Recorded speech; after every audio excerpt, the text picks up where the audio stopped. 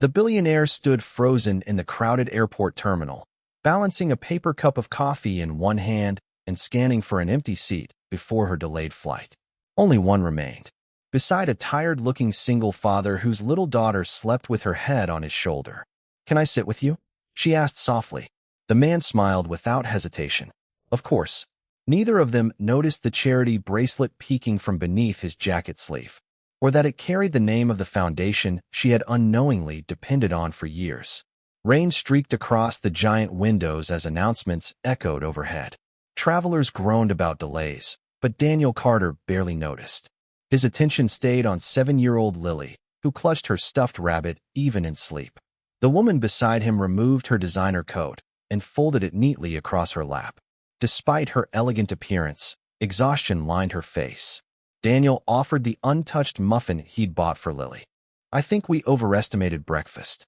She laughed quietly. "I've skipped enough meals today. Thank you." She accepted half. It wasn't much. But after a week of board meetings, lawsuits, and investors demanding impossible answers, it tasted strangely comforting. Her name was Evelyn Brooks, founder of Brooks Medical Technologies, one of the youngest billionaires in America. Today, though, she simply looked like someone carrying too much weight. Lily stirred awake.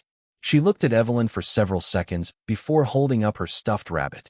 "He helps people when they're sad." Daniel smiled apologetically. "She says that to everyone." Evelyn accepted the tiny rabbit with surprising seriousness. "I think I needed him today." For the first time in weeks, she smiled without pretending. Another announcement. Another delay.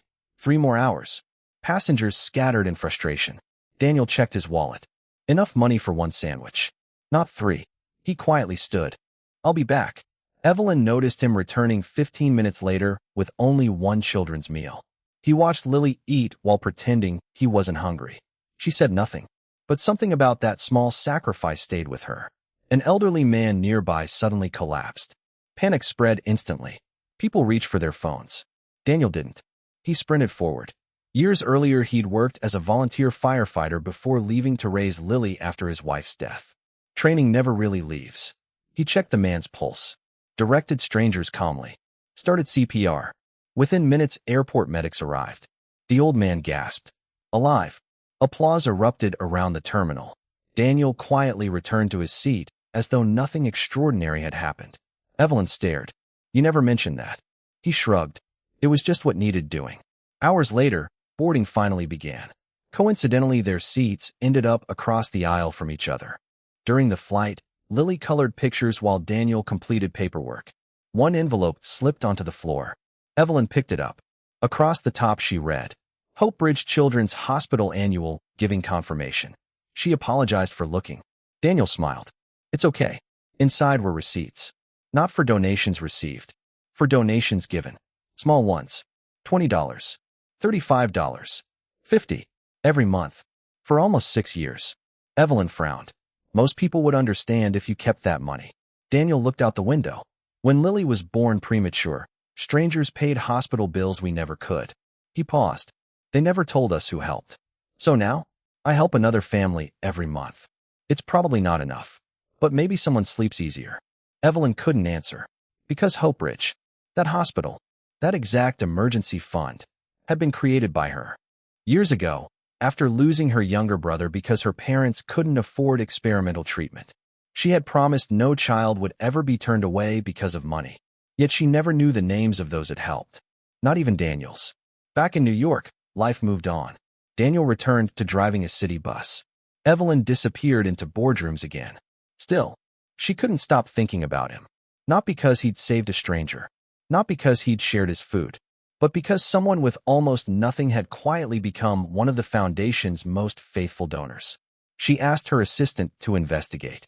Not for publicity, for understanding. The report arrived 2 days later. Daniel's wife had died from aggressive cancer. Insurance denied several treatments. He worked double shifts. Never missed Lily's school events. Never accepted public assistance unless absolutely necessary. And every month, his donation arrived. Always on time. Always anonymous. Evelyn read the final page twice, then closed the folder without speaking. Weeks later, Hope Ridge organized its annual donor appreciation dinner. Daniel almost declined. He assumed it wasn't meant for people like him. His total contributions over 6 years barely equaled what some guests spent on a bottle of wine. But Lily insisted. You always tell me kindness counts. So let's go. Crystal chandeliers illuminated the ballroom. Luxury cars lined the entrance. Daniel adjusted his old suit nervously. Several wealthy guests walked past without noticing him. He felt out of place. Until someone called his name. Evelyn. She crossed the room before photographers could stop her. Instead of greeting major investors, she embraced Daniel. The ballroom fell silent. Board members exchanged confused looks. Evelyn stepped onto the stage unexpectedly. I plan to thank our largest donors tonight. She glanced toward Daniel. But I realized I misunderstood generosity. The room listened. For years I believed giving was measured by dollars. She smiled. Then I met a father who skipped meals. A father who saved a stranger. A father who never forgot kindness he'd received. She motioned toward Daniel. He didn't know this, but the emergency fund that saved his daughter. I started it. Daniel stared, speechless. Lily squeezed his hand. Evelyn continued. And I didn't know that one of its smallest monthly donations came from the very family it once rescued. Silence filled the room.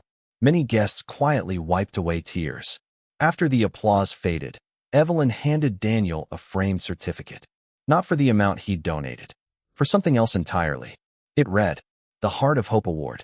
Beneath it, because generosity isn't measured by what remains in your wallet, but by what remains in your heart. Daniel looked at Lily, then back at Evelyn. I thought I was thanking strangers. She smiled through tears. You were. And somehow, you thank me too. Months later, Daniel accepted a part-time position with HopeBridge, helping families navigate medical emergencies. Not because he needed recognition, because he understood fear in hospital hallways better than any brochure ever could. Evelyn often visited without cameras. Sometimes she and Lily colored pictures together in the children's waiting room. Sometimes they simply sat in silence. No speeches, no headlines, just people connected by kindness that had traveled in circles for years before finally finding its way home. Because the greatest gifts are rarely the biggest. Sometimes they're a shared muffin, a seat beside a stranger, a quiet monthly donation no one notices, or a simple question spoken in a crowded airport. Can I sit with you? You never know whose life has already been holding yours together.